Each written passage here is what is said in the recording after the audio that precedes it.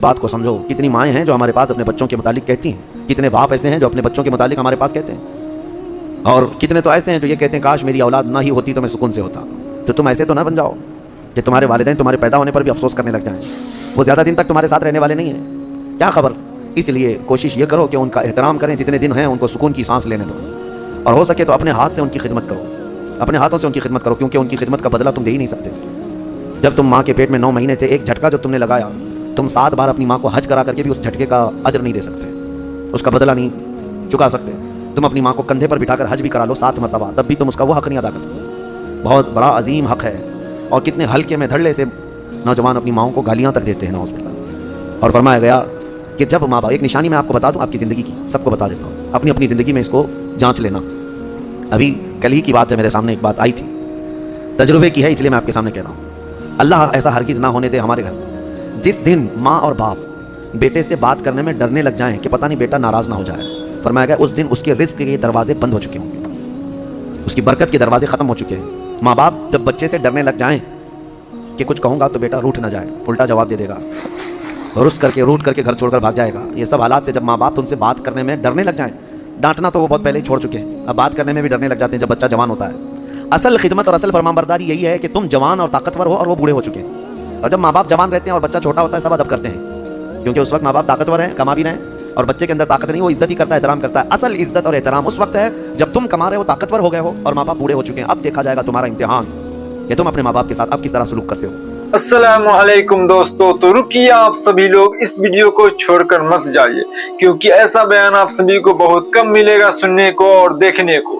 کیونکہ اسلام کے بارے میں جو ہم لوگ بتاتے ہیں, ایسے بہت سارے ایسے لوگ ہیں جو اس طرح کا ویڈیو بناتے ہیں, تو وہ سب چیز ویڈیو کو چھوڑ کر انسان کس گندگی ویڈیو اور غلاظت کی چیزیں دیکھنے پر مصروف ہے. اور اس ویڈیو میں آپ سبھی کو میں بتانے والا ہوں کہ ایسا ویڈیو آپ سبھی کو بہت کم ملے گا دیکھنے کو, کیونکہ یہ سب بیان جو ہے جو مفتی سلمان اظہری یا اور بھی علماء کا جو میں اپلوڈ کرتا ہوں وہ سب آپ لوگ دیکھیے, اور اس سے زیادہ آپ سبھی لوگ کوشش یہ کریے کہ اس پر عمل کرے, کیونکہ اگر سننے سے کچھ نہیں ہونے والا ہے. اگر آپ سبھی لوگ سوچتے ہیں کہ ہم جلسہ میں جاتے ہیں یا کسی پروگرام میں میلاد شریف یا ایسا جگہ جاتے ہیں جہاں دین کی بات ہو رہی ہو, اور وہاں سے آپ لوگ اگر دین کی بات سیکھ لیے تو آپ کا وہ ثواب تو ضرور ملے گا, لیکن یہ ہے کہ اس پر اگر عمل کریں گے تبھی آپ کا زندگی میں کچھ بدلاؤ چینج ہوگا. نہیں تو اگر لاکھوں جلسہ لاکھوں میلاد شریف آپ لوگ مناتے رہیے لیکن آپ سبھی کے دل میں کچھ بدلاؤ پیدا نہیں ہونے والا ہے. تو ہم سبھی کو چاہیے کہ اگر ویڈیو دیکھتے ہیں یا جلسہ میں جاتے ہیں تو اس پر زیادہ سے زیادہ عمل کرنے کی کوشش کرنی چاہیے, کیونکہ آپ لوگ لاکھ ہر چیز جان لیں کہ کون سا طریقہ کیا ہے, کیا چیز کس طرح کرنا چاہیے. اگر آپ سبھی کو ہر چیز کا علم ہو, اگر اس پر عمل نہیں کرتے ہیں تو کسی کام کا آپ کا کوئی علم نہیں رہا, کیونکہ جبکہ آپ کو عمل ہی نہیں رہا تو علم سیکھ کر آپ نے کیا حاصل کر لیا. تو زیادہ بہتر ہوتا ہے یہ کہ آپ لوگ علم بھی سیکھیں اور اس پر عمل بھی کریں. تو میں اس ویڈیو کو آپ کے سامنے میں پیش کرنے جا رہا ہوں, تو یہ ویڈیو آپ سبھی لوگ لاسٹ تک ضرور دیکھیے, اور میری بات سے اگر آپ لوگ سہمت ہیں تو اس ویڈیو کو لائک کریے اور ساتھ میں چینل کو سبسکرائب کریے. اور اگر آپ سبھی کو کسی چیز کی پریشانی یا دقت ہے یا کوئی مسئلہ ہے تو کمنٹ میں اپنا رکھ سکتے ہیں, انشاءاللہ اس کا جواب میں ضرور دوں گا. تو بنا دیری کے اس ویڈیو کو آپ کے سامنے میں سٹارٹ کرتا ہوں, تو یہ ویڈیو آپ سبھی لوگ لاسٹ تک ضرور دیکھیے. اپنے والدین سے سخت لہجے میں بات کرتا ہے نافرمان, جس نے اپنے والدین کا دل دکھایا. حدیث پاک میں میرے آقا صلی اللہ علیہ وسلم فرماتے ہیں, حضور فرماتے ہیں میں اگر چاہوں تو اس کے گھر کو آگ لگا دوں دنیا میں ہی, اس کو جینے کا کیا حق ہے. یہ سخت ترین چیز ہے. ہمارے بچے, ہمارے نوجوان, ان کو ایسا لگتا ہے ماں باپ بالکل عام سے لوگ ہیں, جیسے چاہیں ویسے بات کریں. انہوں نے تمہیں لاڑ و پیار سے پالا ہے تو اس کا مطلب یہ نہیں ہے کہ تم ان کے اوپر حاکم بنو. اور آج کے بچے جو کر رہے ہیں اپنے ماں باپ کے ساتھ, اس سے وہ حدیث پاک ثابت آ جاتی ہے. میرے آقا نے فرمایا سچ, قیامت کی نشانیوں میں سے ایک نشانی ہے ان تلد الامۃ ربتہا, عورت جو ہے اپنا سردار جنے گی. یعنی عورت سے جو بیٹا پیدا ہوگا وہ سردار بنے گا, یعنی خود ماں کے اوپر ہی حکومت کر رہا ہے. باندھی اپنا سردار جنے گی, مطلب یہ ہے ماں باندھی بن کر کے رہے گی, کنیز بن کر کے رہے گی, اور بیٹا حاکم بن کر رہے گا. یہ اکثر گھروں کا رواج ہے. ماں تو کام کی مشین ہے, ماں تو باندھی ہے, گھر کی کنیز ہے وہ, تمہیں جو چاہیے وہ سب اس ماں سے ہی کرواؤ. माँ तुम्हारे कपड़े भी धोए, माँ तुम्हारा कचरा भी साफ करे, माँ तुम्हारे बर्तन भी धोए, तुम जहाँ बैठे हो वहाँ तुम्हारे लिए खाना भी लाकर परोसे। कनीज़ ही तो है तुम्हारी, तुमने उसको बांदी बना रखा है, प्लस उसके ऊपर हुक्म अलग जमाते हो। इतना सख्त तरीन गुनाह है ये। अल्लाह नज़र रहमत नहीं फरमाता उस बंदे पर, अल्लाह नज़र रहमत नहीं फरमाता। नबी पाक सल्लल्लाहु ताला अलैहि वसल्लम के फरामीन अगर देखें, उन लोगों की फजीलत आई है कुरान में भी और हदीस में भी। आपको मैं बताऊं, सैयदना मूसा अलैहिस्सलातु तस्लीम ने एक बार अल्लाह करीम की बारगाह में यूँ अर्ज़ की कि मौला मेरा जन्नत में रफ़ीक कौन है? दुनिया में बहुत सारे करीबी हैं, जन्नत में मेरा रफ़ीक, मेरे साथ रहने वाला कौन है? अल्लाह तबारक व तआला ने फरमाया कि फ़लाँ एक गोश्त का कारोबारी कसाब है, उसका नाम बताया कि ये आपका जन्नत में रफ़ीक होगा। सैयदना मूसा अलैहिस्सलाम ढूंढते हुए उसको गए कि ये कसाब कहाँ रहता है। जाकर देखा तो दिन भर गोश्त बेच रहा था, उसके साथ रह के इसकी ऐसी कौन सी नेकी अल्लाह की इसको नबी के साथ रखा है जन्नत में। शाम हुई तो मूसा अलैहिस्सलाम ने उससे कहा कि मैं तेरे साथ चलूँ घर। उसने कहा बहुत अच्छी बात है, आप चलिए मेरे साथ, मेरे घर मेहमान हो। घर लेकर आया, उसके छोटे बच्चे भी थे। मूसा अलैहिस्सलातु तस्लीम घर गए तो देखा उसने जल्दी से अपने घर में जाकर कुछ चीज़ रोटी या दूध लिया और अल्लाह के नबी को भी बिठाया है और अपने बच्चों को भी बिठाया है, और उसकी माँ बिस्तर पर थी, उसे जाकर दूध में रोटी चूर कर नरम कर करके खिला रहा है। और उसकी माँ बिस्तर पर से हाथ उठाती और कहती है मौला मेरे बेटे को तू जन्नत में मूसा का हम नशीन बना दे।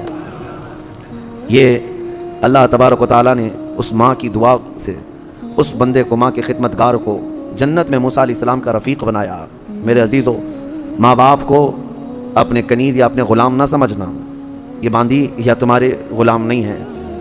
और रब तबारक व तआला ने इन आयतों में फरमाया वख़्फ़िद लहुमा जनाहज़्ज़ुल्लि मिनर रहमति वक़ुर रब्बिरहमहुमा कमा रब्बयानी सग़ीरा। उनके सामने जब जाओ तो अपने बाजुओं को नरमी से बिछा दो। बाजुओं को बिछा देना मतलब क्या है? उनके सामने आजीज़ी करो।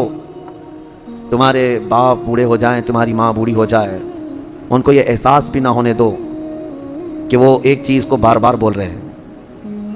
ये आदाब में लिखा भी है मुफस्सिरीन ने कि बुढ़ापे में अगर वो तुमसे दूसरी बार सवाल करें एक ही चीज़ को तो यूँ ना कहना कि अब्बा अभी तो पूछे थे फिर पूछ रहे हो आप, बल्कि हर बार नए अंदाज में उनको जवाब दो ताकि उसे एहसास भी ना हो कि वो भूल रहा है। ये हकीकत में फरमाबरदारी है बच्चों की, वरना दुनिया परस्त आज ऐसे हो गए हैं कि नाउज़ु बिल्लाहि मिन ज़ालिक। माँ बाप को वो देखना भी पसंद नहीं करते, बात करना भी पसंद नहीं करते। कितने बूढ़े ऐसे हैं, कितने बूढ़े ऐसे हैं। फिर भी गनीमत है हमारे मुल्क में, यूरोपियन कंट्रीज़, अमेरिका में ऐसे हालात हैं कि बूढ़े अपने घरों में रहते रहते मर जाते हैं। हॉस्पिटल को पड़ोसी लोग इत्तला करते हैं कि इस घर में जो बूढ़ा था इंतकाल कर गया, आ जाओ, इस बॉडी ले जाओ। बेटे नहीं होते साथ में, कोई नहीं होता। और आप पूछ लेना, मुझे वहाँ के रहने वालों ने बताया है कि एक बूढ़ा या एक बूढ़ी औरत को कभी कोई पोता मिलने आए तो उस दिन उसकी ईद का दिन होता है। वहाँ पर बहुत इसको अहमियत दी जाती है कि किसी का पोता या किसी का नवासा नाती मिलने के लिए आ गया बूढ़े को, तो कहा गया कि उसका घर जो है ईद की तरह हो जाता है। इतनी खुशियाँ होती हैं। इस तरह से औलाद को दूर करने का निज़ाम बनाकर वो दुनिया में अमन की भी बात करते हैं। बहरहाल ये क़यामत की निशानियाँ हैं। हुज़ूर पाक सल्लल्लाहु ताला अलैहि वसल्लम ने उस शख्स के लिए हिलाकत की दुआ की है। मिंबर पर खड़े होकर के मेरे आका ने हिलाकत की दुआ की है, मौला वो शख्स हिलाक हो, बर्बाद हो जाए। हज़रत जिब्राइल अमीन ने दुआ की और हुज़ूर ने आमीन कहा। वो शख्स हिलाक हो, बर्बाद हो जाए जो अपने माँ बाप को पाया लेकिन उनकी खिदमत नहीं कर सका, उनकी खिदमत नहीं कर सका और उनको राज़ी करके जन्नत नहीं हासिल कर सका, ऐसा शख्स हिलाक हो, बर्बाद हो जाए। हुज़ूर ने आमीन कहा। इस बात को समझो। कितनी माएँ हैं जो हमारे पास अपने बच्चों के मुतालिक कहती हैं, कितने बाप ऐसे हैं जो अपने बच्चों के मुतालिक हमारे पास कहते हैं, और कितने तो ऐसे हैं जो ये कहते हैं काश मेरी औलाद ना ही होती तो मैं सुकून से होता। तो तुम ऐसे तो ना बन जाओ कि तुम्हारे वालिदैन तुम्हारे पैदा होने पर भी अफसोस करने लग जाएं। वो ज़्यादा दिन तक तुम्हारे साथ रहने वाले नहीं हैं, क्या खबर। इसलिए कोशिश ये करो कि उनका एहतराम करें, जितने दिन हैं उनको सुकून की सांस लेने दो, और हो सके तो अपने हाथ से उनकी खिदमत करो, अपने हाथों से उनकी खिदमत करो, क्योंकि उनकी खिदमत का बदला तुम दे ही नहीं सकते। जब तुम माँ के पेट में 9 महीने थे, एक झटका जो तुमने लगाया, तुम 7 बार अपनी माँ को हज करा करके भी उस झटके का अजर नहीं दे सकते, उसका बदला नहीं चुका सकते। तुम अपनी माँ को कंधे पर बिठाकर हज भी करा लो 7 मरतबा, तब भी तुम उसका वो हक़ नहीं अदा कर सकते। बहुत बड़ा अजीम हक़ है। और कितने हल्के में धड़ल्ले से नौजवान अपनी माँओं को गालियाँ तक देते हैं, नौज़ुबिल्लाह। और फरमाया गया कि जब माँ बाप, एक निशानी मैं आपको बता दूँ आपकी ज़िंदगी की, सबको बता देता हूँ, अपनी अपनी ज़िंदगी में इसको जाँच लेना। अभी कल ही की बात है, मेरे सामने एक बात आई थी, तजुर्बे की है इसलिए मैं आपके सामने कह रहा हूँ। अल्लाह ऐसा हरगिज़ ना होने दे हमारे घर में। जिस दिन माँ और बाप बेटे से बात करने में डरने लग जाएं कि पता नहीं बेटा नाराज़ ना हो जाए, فرمایا گیا اس دن اس کے رزق کے دروازے بند ہو چکے ہوں گے، اس کی برکت کے دروازے ختم ہو چکے ہیں۔ ماں باپ جب بچے سے ڈرنے لگ جائیں کہ کچھ کہوں گا تو بیٹا روٹھ نہ جائے، الٹا جواب دے دے گا، رس کر کے روٹ کر کے گھر چھوڑ کر بھاگ جائے گا، یہ سب حالات سے جب ماں باپ تم سے بات کرنے میں ڈرنے لگ جائیں، ڈانٹنا تو وہ بہت پہلے ہی چھوڑ چکے ہیں، اب بات کرنے میں بھی ڈرنے لگ جاتے ہیں جب بچہ جوان ہوتا ہے۔ اصل خدمت اور اصل فرمانبرداری یہی ہے کہ تم جوان اور طاقتور ہو اور وہ بوڑھے ہو چکے ہیں، اور جب ماں باپ جوان رہتے ہیں اور بچہ چھوٹا ہوتا ہے سب ادب کرتے ہیں، کیونکہ اس وقت ماں باپ طاقتور ہیں، کما بھی رہے ہیں، اور بچے کے اندر طاقت نہیں، وہ عزت ہی کرتا ہے، احترام کرتا ہے۔ اصل عزت اور احترام اس وقت ہے جب تم کما رہے ہو، طاقتور ہو گئے ہو اور ماں باپ بوڑھے ہو چکے ہیں۔ اب دیکھا جائے گا تمہارا امتحان کہ تم اپنے ماں باپ کے ساتھ اب کس طرح سلوک کرتے ہو۔ اللہ کریم ہم سب کو والدین کی فرمانبرداری عطا فرمائے، اور جن کے والدین موجود ہیں وہ خدمت کر کے وہ جنت حاصل کریں۔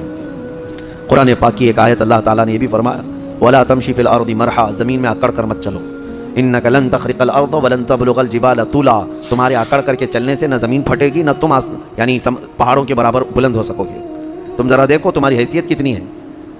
جو لوگ اکڑ کر کے گردن اونچی کر کے چلتے ہیں ان کے لیے کہا گیا ہے کہ غرور اور گھمنڈ آدمی کو ڈبو دیتا ہے، اور یہی غرور دنیا کا سب سے پہلا گناہ ہے جو شیطان کے اندر آیا۔ اس نے آدم علیہ السلام کو سجدہ جو نہ کیا وہ اکڑ ہی تو تھی، میں کیوں جھکوں اس کے سامنے، اور یہ اکڑ اللہ کو بالکل پسند نہیں۔ حدیث پاک میں ہے قیامت کے دن جو غرور اور تکبر کرتے تھے ان کو چونٹیوں کی طرح بنایا جائے گا، اور پورے اہل محشر سے کہا جائے گا ان کو اپنے پیروں سے روندو۔ غرور اور تکبر نہ آنے کے لیے جو علاج ہے اس میں کوشش یہ کرو کہ سلام میں تم پہل کرو، مسلمان کو دیکھو تو پہلے سلام کرو۔ عاجزی آنے کا ایک راستہ ہے، غرور اور تکبر کو ختم کرنے کا ایک ذریعہ ہے۔ میرے آقا صلی اللہ علیہ وسلم نے فرمایا سلام کرو ہر ایک کو۔ اور دوسری بات یہ ہے کہ نبی پاک صلی اللہ تعالیٰ علیہ وسلم نے یہ فرمایا کہ جو شخص یہ خواہش کرتا ہے کہ لوگ اس کے لیے کھڑے رہیں، جو خواہش کرتا ہے تو اس کے اندر یہ تکبر ہے۔ جو شخص یہ خواہش کرتا ہے کہ لوگ اس کے عزت کے لیے کھڑے رہیں وہ اس کے اندر غرور ہے، تکبر ہے۔ ہاں بغیر اس کی خواہش کے کوئی تعظیم کرتا ہے تو یہ اس پر قصور نہیں ہے۔ علماء کرام کا، اساتذہ کا، مشائخ کا ہم ادب کرتے ہیں، کھڑے ہوتے ہیں، لیکن ان کے حکم سے نہیں ہے، یہ ہم اپنی عاجزی کے ساتھ کھڑے ہوتے ہیں۔ یہ ادب ہر ایک کے دل میں ہے۔ ماں باپ آئے ہیں تو ہم کھڑے ہو جاتے ہیں، ماں باپ کے لیے کھڑا ہونا، مشائخ کے لیے کھڑا ہونا یہ ایک مستحسن کام ہے۔ لیکن ہر آدمی اگر کوئی یہ سوچے کہ سارے دنیا میرے لیے کھڑی ہوتی رہے تو اس کے اندر یہ تکبر ہے، اس کے اندر غرور ہے، یہ گھمنڈ ہے۔ اللہ تعالیٰ ایسی چیزوں سے محفوظ فرمائے۔ میں سورہ کہف کو عرض کرتا ہوں کیونکہ بہت فضیلت والی سورہ آج ہم نے تلاوت کی ہے، بالکل بیچوں بیچ میں یہ سورہ آئی ہے قرآن پاک ہے، سورۃ الکہف۔ اس کی فضیلت یہ ہے کہ نبی پاک صلی اللہ علیہ وسلم نے فرمایا جو اس کو شب جمعہ پڑھے گا، یعنی جمعہ کے دن یا مغرب سے لے کر کے جمعرات کا دن جب ختم ہو جاتا ہے، مغرب سے جمعہ کا دن شروع ہوتا ہے، دوسری مغرب آنے تک جو سورہ کہف کی تلاوت کرے گا اس کے جہاں تلاوت کر رہا ہے وہاں سے لے کر خانہ کعبہ تک اللہ ایک نور پیدا فرمائے گا۔ اور بھی بہت ساری فضیلتیں کنز العمال میں آئی ہیں، فرمایا کہ جو سورہ کہف پڑھے گا اللہ اسے 3 دن تک ہر طرح کے گناہوں سے بچا لے گا، اور پھر کنٹینیو کرتا رہے۔ اور میرے آقا صلی اللہ علیہ وسلم کی ایک حدیث یہ بھی ہے کہ جو سورہ کہف کی شروع کی 10 آیتیں ہیں، ایک پیج میں پوری 10 آیتیں ہیں، جو یاد کر لے گا دنیا کا سب سے بڑا فتنہ دجال جب آئے گا اللہ اس کو اس فتنے سے محفوظ فرمائے گا، وہ دجال کے فتنے سے محفوظ رہے گا۔ ورنہ دجال کا فتنہ بہت سخت ترین ہوگا۔ یہاں باباؤں کے فتنے سے لوگ نہیں بچ رہے ہیں، کوئی چمتکاری بابا آ جائے تو سب اس کے سامنے بھیڑ لگا دیتے ہیں۔ دجال تو مردے کو زندہ کر کے دکھائے گا، بارش بھی برسا کے دکھائے گا۔ ہاں دجال خالی چٹی نکال کے نہیں دکھائے گا، ہاں وہ گھاس بھی اگا کر دکھائے گا، سبزے بھی نکالے گا، بہت ساری چیزیں ایسے عجوبے کر کے دکھائے گا۔ لیکن بہت لوگ اس کے پیچھے اندھا دھند بھاگنے لگ جائیں گے کہ ہمارا خدا ادھر پڑا۔ صرف ایمان والے جن کو اللہ بچانا چاہے وہ اس کے فتنے سے محفوظ رہیں گے۔ ایک تو بچ جانا الگ ہے، لیکن جو اس پر ایمان نہیں لاتا ان کو وہ سزا بھی دیتا ہے۔ دجال جو ہے دونوں ٹانگیں پکڑ کر چیر دے گا، کچھ لوگوں کو کھولتے ہوئے تیل میں بھی ڈال دے گا، اس کا رعب و دبدبہ ہوگا، اس کا غلبہ ہوگا۔ اس کے لیے مومنین کو اذیتیں بھی دے گا، تکلیفیں بھی دے گا، لیکن جو جمع رہا اس کے لیے بہت بڑی جنت ہے، بہت بڑی جنت کا اللہ نے وعدہ فرمایا۔ لہٰذا اس فتنے سے حفاظت کے لیے حدیث میں ملتا ہے کہ جو سورہ کہف کی 10 آیتیں روزانہ رات کو پڑھ لیا کرے اللہ تعالیٰ اس کو دجال کے فتنے سے محفوظ فرماتا ہے۔ اللہ کریم ہم سب کو دجال کے آنے تک دنیا میں نہ رکھے۔ اگر فتنہ اللہ تبارک و تعالیٰ کوئی آزمائش کا ارادہ فرمائے تو ہمیں بغیر آزمائے، بغیر فتنے میں مبتلا کیے دنیا سے اٹھا لے، ہمیں صحیح و سلامت اللہ موت عطا فرمائے۔ اس پورے پارے میں 3 سوالات کرنے کے لیے یہودی آئے تھے حضور صلی اللہ علیہ وسلم کے پاس۔ اب ایک بات میں بتاتا ہوں، یہ سورہ جو اتری ہے نا پوری، یہودی جو ہے ٹیسٹ لینے کے لیے آئے تھے کہ اللہ کے آخری نبی ہیں تو ہم کچھ ایسے سوالات کریں گے جن کے جواب عربوں کو تو نہیں معلوم تھے، عربوں کو نہیں معلوم، وہ صرف اہل کتاب جانتے تھے۔ وہ 3 سوالات کیا لے کر کے آئے تھے حضور صلی اللہ علیہ وسلم سے؟ انہوں نے کہا روح کس کو کہتے ہیں؟ روح، روح جہاں معلوم ہے سب کے پاس ابھی، روح کس کو کہتے ہیں؟ دوسرا ان کا یہودیوں کا سوال تھا اصحاب کہف کون تھے اور کتنے تھے؟ یہ غار والے لوگ کون تھے اور کتنے تھے؟ یہ سوال انہوں نے لا کر کے پیش کیا۔ تیسرا سوال تھا ذوالقرنین کون ہے؟ حضور پاک صلی اللہ علیہ وسلم نے فرمایا جاؤ میں کل اس کا جواب دوں گا۔ اب سنو، یہ کس کے لیے؟ نبی رحمت سید الانبیاء کے لیے۔ سنو توجہ سے، جو بڑے ڈھیٹ سے کہتے ہیں نا، عام لوگوں کی بات کر رہا ہوں۔ رسول رحمت صلی اللہ علیہ وسلم نے یہودیوں سے کہا کہ کل آ جانا، میں بتا دوں گا۔ تو حضور کا یہ ارادہ تھا کہ آیتیں اتریں گی، وہی آئے گی تو میں اس سے جواب دوں گا۔ کوئی آیت نہیں آئی، کوئی وحی نہیں آئی۔ دوسرے دن یہودی آئے، حضور پاک صلی اللہ علیہ وسلم نے ان سے فرمایا کہ جاؤ میں اور کل بتاؤں گا۔ 2 مرتبہ 3 مرتبہ حضور صلی اللہ علیہ وسلم نے ٹال دیا، اور یہودیوں کو یہی چاہیے تھا، بہانہ بدنام کرنے کے لیے، پروپیگنڈا پھیلانے کے لیے۔ اب آیتیں نہیں آئیں، کئی دن تک وقفہ ہو گیا۔ روز آیت آتی تھی، کبھی دن میں کئی مرتبہ آیتیں اترتی تھی، لیکن اتنا لمبا وقفہ ہو گیا۔ حضور اکرم صلی اللہ علیہ وسلم کے قلب اطہر پر یہ بات بہت گراں گزر رہی تھی کہ کیا ہو گیا۔ تب پھر اللہ تعالیٰ نے یہ سورہ تو اتاری، سورہ کہف، لیکن اس میں یہ فرمایا وَلَا تَقُولَنَّ لِشَيْءٍ إِنِّي فَاعِلٌ ذَلِكَ غَدًا۔ اے محبوب، ہرگز ہرگز یہ مت کہنا کہ کل میں یہ کر دوں گا۔ یہ اللہ تعالیٰ کو پسند نہیں ہے، اپنے رسول کو اللہ تعالیٰ فرما رہا ہے ہرگز یہ مت کہنا کہ کل میں یہ کر دوں گا، الا ان یشاء اللہ، جب بھی کہنا تو یوں کہنا اگر اللہ چاہے تو کروں گا۔ یہی ہے انشاءاللہ۔ انشاءاللہ جو ہم کہتے ہیں، بعض لوگوں کو شک لگنے لگتا ہے، ارے پکا بولو نا۔ انشاءاللہ ہر پکی بات پہ بھی بولا جائے۔ ہاں یہاں ہمارے ہاں اس طرح کا رواج ہے۔ شروع میں ایسا تھا، ہم جو ہے مصر میں بس جا رہی تھی، ہمارے جہاں جانا ہے کالج کلیہ پہ، نمبر بھی وہی ہے بس کا، لیکن شک ہو رہا تھا۔ تو بس کے ڈرائیور سے ہم نے پوچھا کہ یہ کلیہ جائے گی، مدینہ نصر جائے گی؟ اس نے کہا انشاءاللہ۔ تو منہ دیکھتے کھڑے رہ گئے۔ پھر سے اس سے پوچھا کہ جائے گی وہاں پہ جائے گی؟ اس نے کہا انشاءاللہ، بیٹھو۔ یہ انشاءاللہ وہ یقین کے لیے بول رہے ہیں، لیکن جو کھڑے ہیں ان کو ایسا لگ رہا ہے پتہ نہیں یہ پکا ہے بھی کہ نہیں ہے۔ نعوذ باللہ، یہاں لوگوں نے بھی جو ہے اس طرح سے بنا لیا ہے کہ اگر ان کو ایسا لگتا ہے کہ ڈاما ڈول ہے تو ہم یہ بول کے نکل جائیں۔ ٹھیک ہے، اگر آپ کو کسی معاملے میں شک ہے تب بھی کہو انشاءاللہ، لیکن جس معاملے میں یقین ہے اس میں بھی کہو انشاءاللہ۔ یقین ہے اس میں بھی کہو انشاءاللہ۔ اب آپ کو اس مجلس میں بیٹھے ہیں، آپ گھر جانا ہے نا آپ سب کو، جبکہ پکا معلوم ہے ابھی اٹھیں گے، اب جائیں گے آپ سب لوگ، لیکن آپ کو کہنا کیا چاہیے؟ انشاءاللہ۔ اگر اللہ چاہے تو میں جاؤں گا، ورنہ ہمیں پتہ نہیں، دروازے کے باہر نکلنے سے پہلے بھی موت آ سکتی ہے۔ انشاءاللہ کی عادت ہو، اور اللہ نے اپنے رسول کو تنبیہ فرمائی ہے کہ آپ ایسا نہ کہیں کہ کل میں بتا دوں گا، بلکہ یوں کہیں کہ اگر اللہ چاہے تو، اگر اللہ چاہے تو۔ یہاں لوگوں میں یہ رواج قائم ہو، ہر ایک آدمی یقین والے معاملے میں بھی کیا کہے؟ انشاءاللہ، اللہ تعالیٰ چاہے تو میں یہ کروں گا۔ ہمارے استاد ایک کہتے تھے، ایک آدمی گھوڑا خریدنے کے لیے آیا، پیسے تھے اس کے پاس 50,000 روپے۔ امام صاحب کے پاس آیا، کہا کہاں جا رہے ہو؟ کہا گھوڑا خریدنے جا رہا ہوں۔ تو حضرت نے پوچھا کب آج ہی خریدو گے؟ کہا اب بھی خرید کے لا رہا ہوں۔ امام صاحب نے، حضرت نے کہا بیٹا انشاءاللہ بولو۔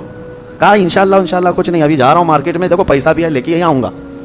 یہ یہاں کا رواج ہے، یعنی انشاءاللہ وغیرہ کی ضرورت نہیں ہے، ابھی جا رہا ہوں پکا ہے، لے کے ہی آؤں گا۔ انہوں نے کہا پھر بھی بولو۔ کہا نہیں، اس کی کیا ضرورت ہے۔ گیا وہ گھوڑا خریدنے کے لیے مارکیٹ میں گیا تھا، اس سے پہلے کھانے کے لیے کسی ہوٹل میں گیا، کھانا کھایا خوب، بریانی وغیرہ ساری چیزیں، کسی نے اس کے پاس پیسے مار لیے، پوری پاکٹ کاٹ لیا، پورے جتنے پیسے تھے۔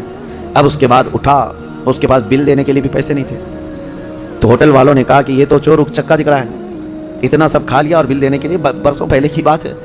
اس کو وہیں پر لگا دیا اور کہا کہ پورے برتن دھل کے جائیں یہاں سے۔ ہوٹل کے پورے برتن اس سے دھلوائے، صفائی کروائے، شام ہو گئی، کپڑے میلے تھے، کچیلے ہیں، پتہ نہیں کتنے ٹیبل صاف کیا، برتن دھویا اور واپس منہ لٹکائے آیا۔ حضرت بیچ میں مل گئے امام صاحب، کہا کہاں ہے گھوڑا؟ تو اس نے کہا میں انشاءاللہ گیا تھا گھوڑا لانے، انشاءاللہ کھانا کھا رہا تھا، انشاءاللہ کسی نے پیسے چرا لیا، پھر انشاءاللہ ہوٹل والے نے جو ہے برتن منجوایا، پھر انشاءاللہ میں ٹیبل صاف کیا، پھر انشاءاللہ واپس آیا۔ اب تو ہر بات پہ انشاءاللہ۔ میرے عزیزو، یہ کوئی انشاءاللہ یہ محاورہ نہیں ہے، تکیہ کلام نہیں ہے، یہ یقین کو جتاتا ہے۔ اللہ کی ذات سے آپ کا کتنا گہرا تعلق ہے۔ لٹ جانے کے بعد مت کہو، سب کچھ ہونے کے وقت بھی کہو کہ اگر میرا مولا چاہے۔ اسی طرح کی ایک روایت حضرت سلیمان علیہ السلام کے متعلق ہے۔ ان کی 100 بیویاں تھیں۔ انہوں نے ایک رات یوں کہا کہ آج کی رات میں اپنی ساری بیویوں کے پاس جاؤں گا، سب سے صحبت کروں گا، اور ہر ایک سے ایک مجاہد بیٹا پیدا ہوگا۔ لیکن انہوں نے انشاءاللہ نہیں کہا تھا. وہ گئے رات ساری بیویوں سے ملاقات کی. اللہ کے نبی ہیں, نبی کی طاقت کو عام انسانوں سے کمپیئر نہیں کریں بہرحال. لیکن ان کے اس قول کا کچھ بھی نہیں ہوا. بعد میں ایک ہی بیوی سے ایک بیٹا پیدا ہوا کمزور. روایتوں میں یہ فرمایا گیا کہ اللہ نے فرمایا اگر انشاءاللہ وہ کہتے ہیں, اللہ اگر چاہے تو رب تعالیٰ ساری چیزیں ویسی فرماتا جیسے انہوں نے کیا. بہرحال یہ تنبیہ کے لیے ہے, درس کے لیے. اب جب نبیوں کے لیے اللہ تعالیٰ نے یہ فرمایا ہے تو عام انسانوں کے لیے کیا ہے. تو امید ہے آپ سبھی کو یہ ویڈیو کافی اچھا لگا ہوگا جو ابھی آپ کے سامنے میں پیش کیا ہو مفتی سلمان الزوی صاحب کا. اور اس ویڈیو میں آپ سبھی کو میں دکھایا ہوں کہ کس طرح اسلام کا رول اور اسلام میں زندگی گزارنا ہے, کس طرح ہر چیز کا ماحول آج ہو چکا ہے, اسلام کا جو دین ہے کس طرح ہونا چاہیے اور کس طرح ہو چکا ہے, اور اس میں کیا کیا خوبیاں ہیں اور کیا نہیں ہے, اور غیر میں کیا ہے نہیں ہے. تو اس سب کا بیان اس ویڈیو میں آپ کے سامنے میں پیش کیا ہوں جو آپ سبھی نے اس ویڈیو میں دیکھا. اور اس طرح کا ویڈیو اگر آپ سبھی لوگ دیکھنا چاہتے ہیں تو اس ویڈیو کو زیادہ سے زیادہ شیئر کریے, اور اس ویڈیو میں جو کمنٹ آپ لوگ کرنا چاہتے ہیں تو ضرور کریے. اور میں کہنا چاہتا ہوں کہ اس ویڈیو کو ان لوگوں کے پاس ضرور شیئر کریے جو زیادہ برائی میں مبتلا ہے. پہلے کا زمانہ ایسا تھا کہ لوگوں کے پاس علم نہیں تھا, اور مدرسہ یا کوئی مسجد یا بہت کم ہوا کرتا تھا. لیکن آج کل ہر انسان کے پاس موبائل ہے جس سے وہ علم سیکھ سکتا ہے. لیکن پھر بھی نہیں سیکھتا ہے, یہ اس کی جہالت ہے, یہ اس کی شیطان کی حرکت ہے, یہ سب ہے جو وہ نہیں سیکھ پاتا ہے. تو سوشل میڈیا کی وجہ سے بہت سارے ایسے مسلمان آج کل جو ہے وہ برباد بھی اور بہت آباد بھی ہو گئے ہیں. تو آپ سبھی لوگ برباد نہ ہوئے, آباد ہوئے اس چیز سے, کیونکہ ہر چیز دنیا میں جو پیدا ہوا ہے وہ ہم سبھی کے فائدہ کے لیے, اور جو نقصان کے لیے ہے وہ کچھ بھی نہیں ہے, بلکہ ہر ایک چیز میں ہم سبھی کا فائدہ ہے. لیکن کچھ لوگ ایسے ہوتے ہیں جو اس سے نقصان اپنے آپ کو دیتے ہیں. تو اس ویڈیو کو آپ سبھی لوگ لائک ضرور کریے اور ساتھ میں چینل ضرور سبسکرائب کریے. تو ملتے ہیں اگلی ویڈیو میں. السلام علیکم ورحمۃ اللہ تعالی وبرکاتہ.